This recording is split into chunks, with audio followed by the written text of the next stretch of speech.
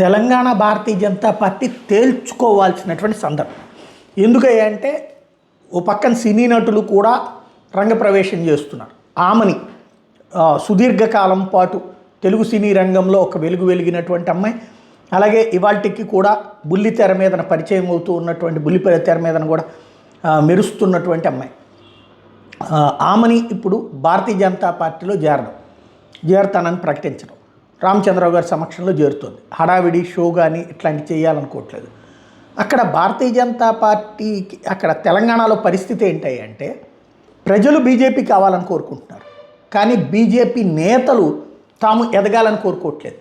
అయితే కాంగ్రెస్ నాయకులతో ములాఖత్, లేదంటే కనుక బీఆర్ఎస్ నాయకులతో మిలాఖత్ కొన్ని నియోజకవర్గాలు.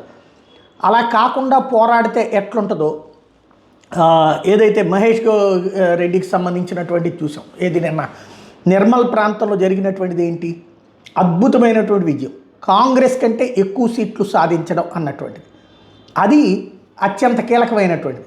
ఓ పక్కన స్వయంగా నిర్ణయాలు తీసుకునేటటువంటి వ్యక్తులకి పూర్తి స్వేచ్ఛనివ్వడం అన్నటువంటిది జరిగితే ఎలా సాధ్యమవుతుంది అన్నటువంటిది నిరూపించి చూపించినటువంటి అంశం.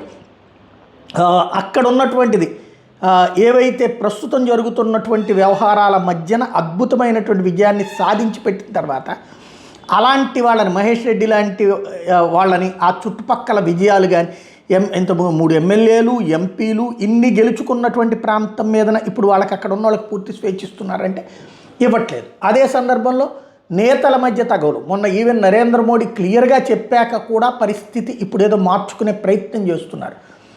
పార్లమెంటు స్థానాలు 8 ఇవ్వడం ద్వారా మేము మిమ్మల్ని ఆదరించడానికి సిద్ధంగా ఉన్నాం తెలంగాణ సమాజం తేల్చి చెప్పింది.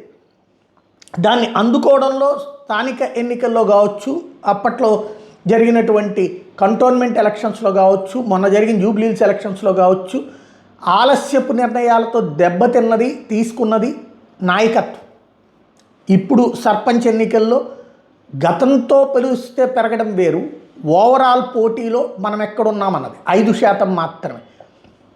40% ఓట్లు పార్లమెంట్ ఎన్నికల్లో ఇస్తే తర్వాత ఎందుకు రావట్లేదు? ఇప్పుడు బయట నుండి వచ్చిన వాళ్ళు, ఇప్పుడు డీకే అరుణ అయినా, లేకపోతే కనుక ఈటెల రాజేంద్ర అయినా, మహేష్ రెడ్డి అయినా, అనేక మంది పవర్ఫుల్ ఉన్నారు, విశ్వేశ్వరరెడ్డి ఇలా, కానీ వాళ్ళకి స్వేచ్ఛనివ్వట్లేదు.